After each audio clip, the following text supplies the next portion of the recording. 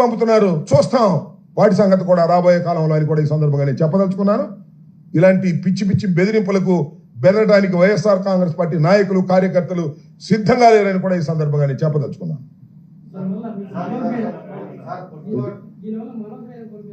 ఎవరు మనోధైర్యం కోల్పోరు, మరింత మనోధైర్యాన్ని పెంచుకుంటారు.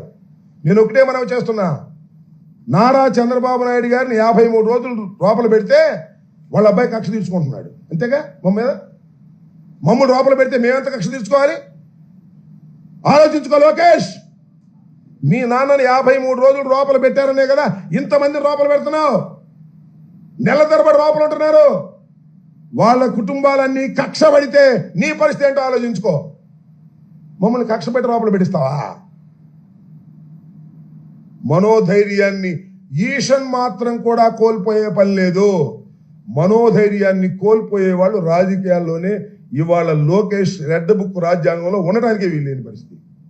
మనోధైర్యంతో ఉన్నవాళ్లే ఇవాళ రాజకీయాల్లో ఉండాలని నిర్ణయించుకున్నాం. మా మనోధైర్యాన్ని కోల్పోము. ఈ క్రమంలో ఈ పోలీసు వారు పచ్చ చొక్కాలు వేసుకొని పరిపాలన చేసే